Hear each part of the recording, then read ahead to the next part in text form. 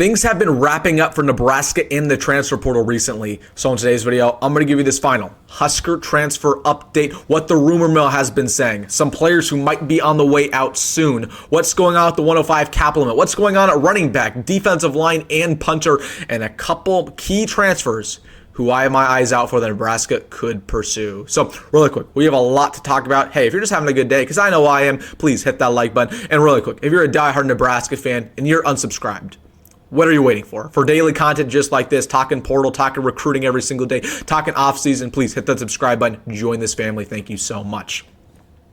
But without further ado, let's get into it, giving you this final Nebraska transfer portal update. Now, things are really winding down fast for the Big Red. Of course, we've seen that the staff, they're focused now on the high school ranks. They're really getting ready for a couple big months. May, June, July is going to be crazy. So make sure, once again, to subscribe for the latest talking Husker recruiting. But let's talk portal, because Nebraska is still focused on adding a couple guys to this roster going into the fall. And I want to get things started talking about the 105 cap limit, what's been going on there recently. Is Nebraska actually going to cut any players? So as it stands right now, Nebraska has 123 players on the roster. Now, of course, if the 105 cap limit is implemented, they're going to have to cut 18 guys. Now, as we've talked about over the past couple of days, over the past couple of weeks on the channel, it does not look like the 105 cap limit will actually be implemented. Of course, right now in Washington, D.C., there's a big House settlement going on. They're discussing the future of college football. They're talking about roster limits, NIL, revenue sharing, and so much more. And the way it looks like it's going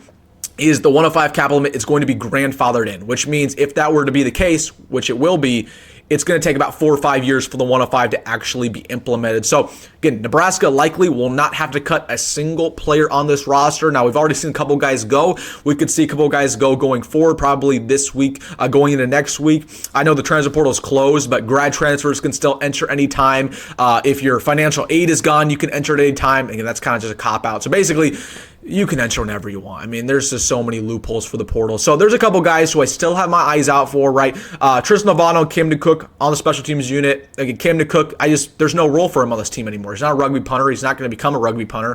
Tristan Novano, why would he sit around to be our third string kicker? Why not transfer and potentially start somewhere else? So that's who I have my eyes out for, the kicker spot. Again, DB, some of these younger DBs, I mean, at this point, I don't expect any of them to transfer if they haven't entered already. But again, guys like Rex Guthrie, right? Braylon Prude, even like a President Okafor is a kid coming out of Omaha. Like, at this point, you're an Evan Cooper recruit. Why would you stick around if you could potentially go play elsewhere? So I don't expect the guys to leave, but still interesting that they stayed.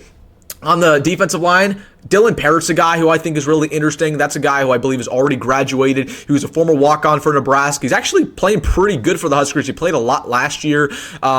He could go somewhere and start. He'd have a market if he were to enter the portal. So that's somebody who I'm kind of looking out for. And then on the offensive line, I think it'll probably stay as is.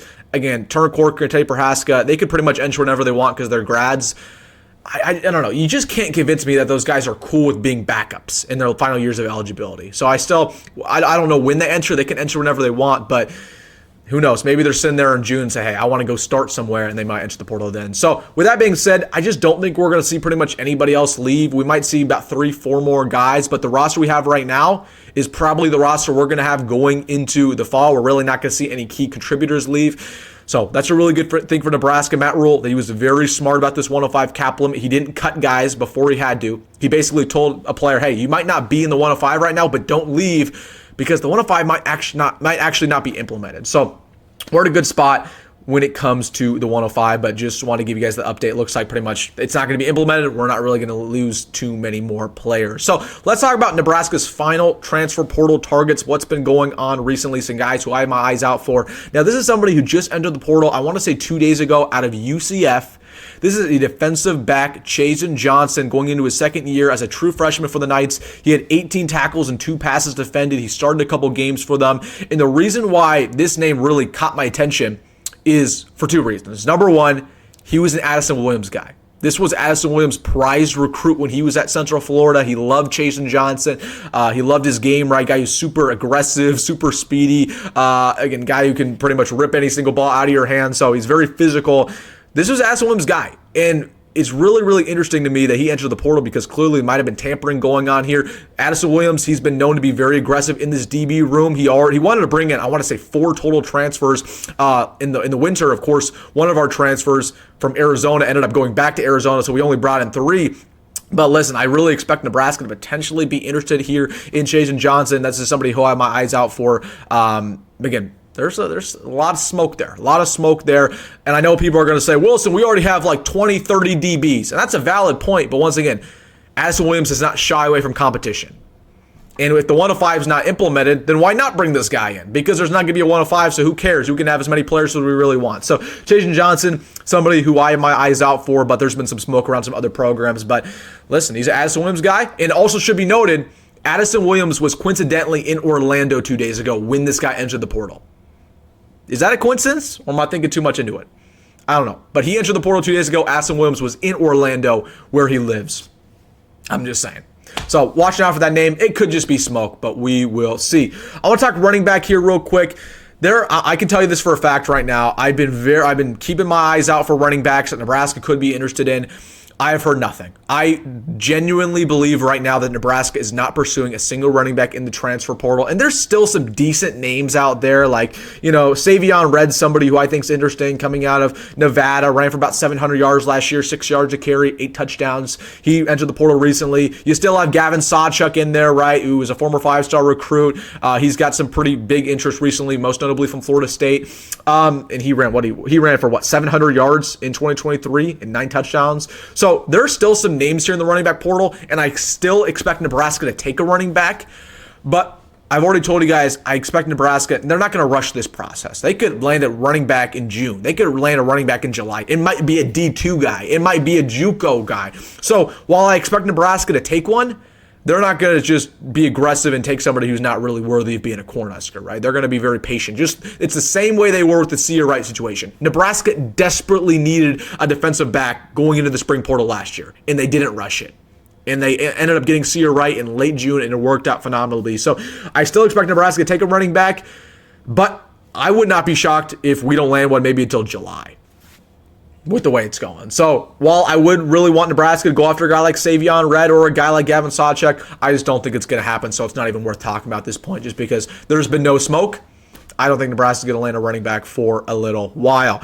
Looking over the defensive line prospects, again, I truly believe Nebraska wants a defensive lineman as well. Like, they were offering a bunch of defensive linemen in the portal. They wanted the UNC edge rusher who ended up going to Ohio State. Again, they swung, but once again, they weren't being very aggressive. They're not willing to overspend for these guys. So edge specifically, like that 3 technique spot, I believe they really still want somebody, a guy who can rush the passer, a guy who's about 260 pounds, 6'3", 6'4", not really a run stopper, but a guy who can put it on third downs.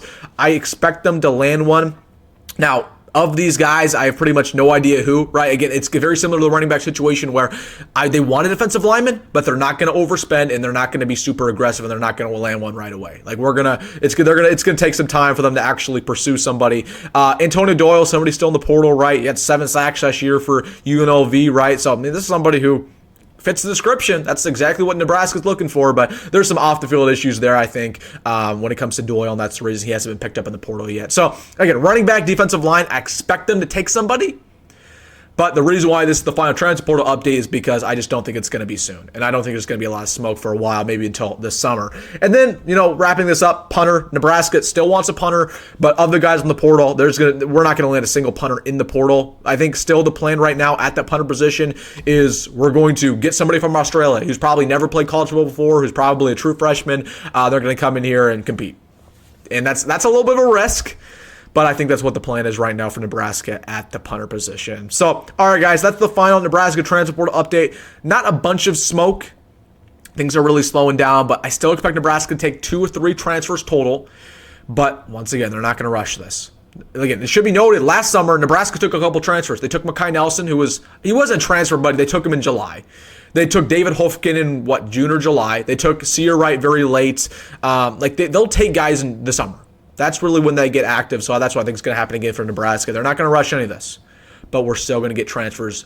I'm not worried about it at all. So, all right, guys, let me know your final thoughts down below in the comment section. Hey, if you made this far in the video, you know what to do. Hit that like button and subscribe. As always, folks, go ahead, go on, better roll, and I'll see you in the next one.